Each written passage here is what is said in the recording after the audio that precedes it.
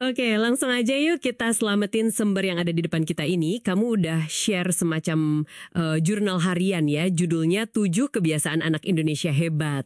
Kelihatannya sekilas ini bukan bacaan biasa aja ya. Iya, betul. Bukan sekedar teks gitu. Betul, formatnya tuh praktis banget kayak buku kerja harian kan, ada kolom-kolom isiannya gitu. Nah, misi kita kali ini kita mau bongkar nih 7 kebiasaan yang diurai di sini. Terus kita coba pahami ya, kenapa sih menurut sumber ini kebiasaan ini tuh penting buat membentuk anak Indonesia hebat. Kerangkanya sih udah jelas ya, bangun pagi, terus ada beribadah, berolahraga, makan sehat dan bergizi, gemar belajar, bermasyarakat, sama tidur cepat. Coba kita bedah satu-satu. Yang langsung kelihatan menarik sih dari susunannya itu, gimana sumber ini nggak cuma ngasih daftar aktivitas aja, tapi lebih ke membingkainya sebagai kayak fondasi karakter gitu. Dan potensi sukses juga. Ada semacam, ya filosofi di balik rutinitas harian ini. Nggak asal bikin daftar aja. Iya. Bener. Tiap kebiasaan itu dijelasin manfaat spesifiknya. Contohnya nih, kalau kita lihat di halaman 2 ya, bangun pagi, itu bukan cuma soal melek mata aja. Tapi dikaitin langsung sama melatih kedisiplinan, terus kemampuan ngelola waktu, kayak langkah pertama buat nguasain hari gitu ya. Menarik banget. Terus gemar belajar itu juga ditekankannya bukan cuma buat nilai akademis aja kan? Betul. Tapi buat pengembangan diri secara luas, katanya bisa numbuhin kreativitas, imajinasi, bahkan ini nih, sampai membentuk kerendahan hati sama empati. Keren ya koneksinya. Belajar ke empati itu dalam juga ya kalau kata sumber ini. Terus gimana sama aspek sosialnya? Ada dibahas juga? Nah, itu dia. Masuknya di kebiasaan bermasyarakat. Sumber ini nyebutin tujuannya itu buat menumbuh kembangkan nilai-nilai penting. Kayak gotong royong, kerjasama, toleransi, sama satu lagi yang penting juga, tanggung jawab sosial. Ini kayak negesin gitu loh, kalau individu hebat itu nggak tumbuh sendirian, tapi ya sebagai bagian dari komunitasnya. Oke. Lalu gimana kebiasaan yang lain melengkapi gambaran ini?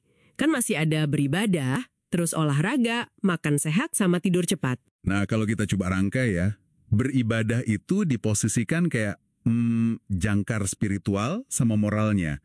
Sumber ini lihatnya sebagai cara nyambungin diri ke Tuhan, gitu kan? Sekaligus nanam nilai etika. Sementara itu, makan sehat dan bergizi sama berolahraga itu pilar buat kesehatan fisik dan mental. Di halaman 2 digambarinnya sebagai investasi jangka panjang, buat maksimalkan potensi tubuh, potensi pikiran. Jadi bukan sekedar aktivitas sampingan, tapi ya bagian penting dari hebat itu sendiri. Dan tidur cepat ini kayaknya melengkapi siklusnya ya, biar seimbang gitu. Tepat sekali. Tidur cepat itu secara jelas banget dikaitin sama kemampuan buat bangun pagi. Terus juga buat memenuhi kebutuhan istirahat yang cukup sesuai umur. Sumber ini bahkan nyebutin referensi dari National Sleep Foundation loh. Jadi ada usaha buat nyambungin ini ke standar kesehatan tidur yang ya lebih luas lah. Ini nunjukin banget keterkaitan antar kebiasaan tidur bagus, dukung bangun pagi mungkin jadi ada waktu buat ibadah atau olahraga. Jadi muter terus ya. Ngomong-ngomong soal struktur jurnalnya sendiri, gimana tuh? Kita lihat di halaman 3-9 kan, ada tabel harian yang detail banget ya. Mulai dari jam bangun, terus menu makan, apa yang dipelajari, kegiatan sosialnya ngapain, sampai jam tidurnya kapan.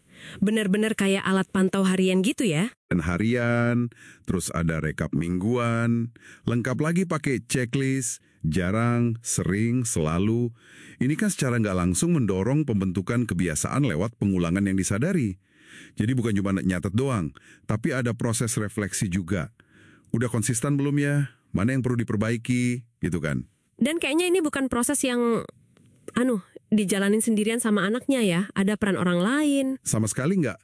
Kalau kita perhatiin lembar pemantauan mingguan itu, ada kolom tanda tangan buat orang tua sama wali kelas. Nah, ini nunjukin adanya semacam ekosistem pendukung gitu. Kebiasaan ini diharapkan terbentuk gak cuma dari kemauan anak, tapi juga ada bimbingan, pengawasan dari lingkungan terdekatnya. Jadi ada lingkaran akuntabilitasnya. Oke, jadi kalau kita simpulkan nih ya, sumber ini tuh nyajiin 7 pilar kebiasaan, mulai dari bangun pagi, jaga spiritualitas, rawat fisik, belajar, sosialisasi, sampai istirahat cukup sebagai resep gitu ya, buat membentuk anak yang dianggap hebat. Kerangkanya cukup lengkap sih ya. Iya. Yang patut dicatat emang pendekatan holistiknya. Kelihatan banget kan, sumber ini nggak misah-misahin antara kesehatan fisik, kejernihan mental, ketenangan spiritual, sama kematangan sosial. Semuanya tuh kayak dijalin jadi satu kesatuan. Fokusnya tuh bukan semata-mata di pencapaian luar kayak nilai akademis gitu, tapi lebih ke pembentukan individu yang utuh, seimbang dan bertanggung jawab. Dari dalam gitu. Ini upaya ngelihat anak secara menyeluruh. Wah, ini ya sih kita pemahaman yang cukup dalam ya soal logika sama struktur di balik 7 kebiasaan anak Indonesia hebat versi sumber ini. Nah, sekarang mungkin pertanyaan reflektif buat kamu yang lagi dengerin nih. Dari 7 kebiasaan yang udah kita bedah dari sumber ini, kira-kira mana sih yang menurut kamu paling nyambung atau mungkin paling menantang buat diterapin secara konsisten di kehidupan kamu sekarang? Sesuatu buat direnungin lebih lanjut ya.